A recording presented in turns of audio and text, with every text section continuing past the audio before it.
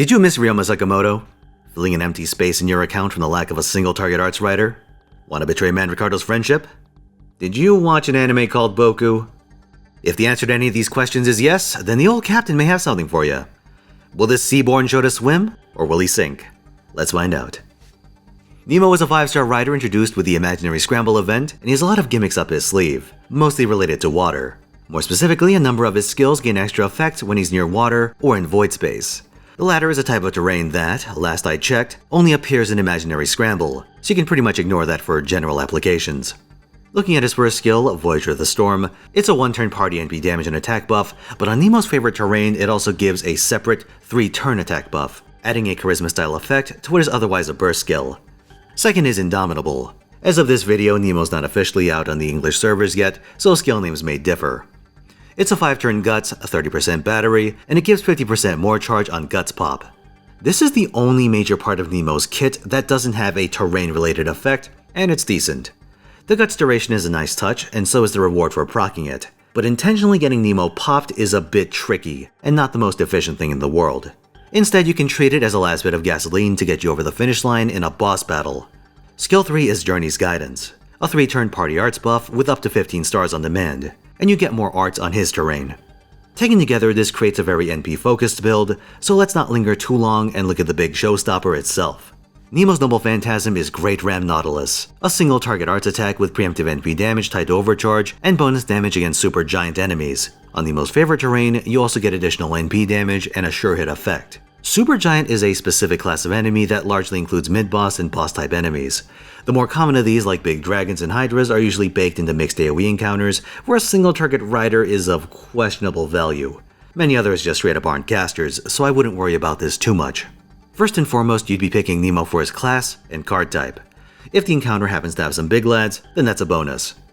Now tragically, Nemo only has 3 hits on Great Ram Nautilus, so don't expect much in the way of overkill. You'll want some help from face cards and additional chargers to refill his meter. Castoria is of course the no-brainer as the definitive art support, but the closet furries out there will be pleased to know that Tamawa no Mae synergizes reasonably well with Nemo, given that Voyager of the Storm and Journey's Guidance are on 5-turn cooldowns. Fun fact, Nemo gets a glasses variant down the road, and this actually has gameplay implications. It enables synergies with a very strange servant named Miss Crane, who has a skill that drops stars based on the number of costumed servants, and an NP that requires a minimum number of stars to activate. Nemo and her can actually meet that condition. Your reward for doing so is a number of buffs, and Miss Crane swapping herself into the backline for a fresh support. She can also taunt everyone else on the field, a bit like Odysseus, which means that you have slightly more control over when Nemo's guts will pop. Time that right, and you might be able to chain NPs. Sounds simple, doesn't it? Roll up a captain, get some art supports, and you're off to the races. Well, not so fast, Seaman Recruit. We have to talk about the opportunity cost. The unfortunate reality is that at NP1, Nemo is in a pretty bad spot. NP5 Ryoma and Man Ricardo actually outdamage NP1 Nemo without terrain buffs. Man Ricardo can even spike up to match Nemo's NP3 if you're willing to kill him. And Murasaki Rider can actually keep pace across almost every NP level, and that's without her own bonus. Though as a debuffing character, she really wants to keep attacking the same target, and she's somewhat less flexible, but that's beside the point. If you're wondering why the difference is so stark, you might look at Nemo's base stats and go, I don't know, that seems pretty decent. His stats are fine. Where the numbers get rough is in his skills. Those terrain buffs? It's not like he gets them as a nice if it happens kind of bonus. He needs that shit. Without the terrain effects, the base magnitudes don't justify his 5-star cost. For example, look at his third skill. If you don't get the bonus effect, it's actually the same as Ryoma's. That's wild. You know what's wilder? Look at Voyager of the Storm. Without its terrain buff, it's actually worse than Columbus's. Like why? Holy shit. So yeah, you have one of two options. The first is to get additional copies and raise his NP level. Nemo's in the general pool, so that's not entirely out of the question.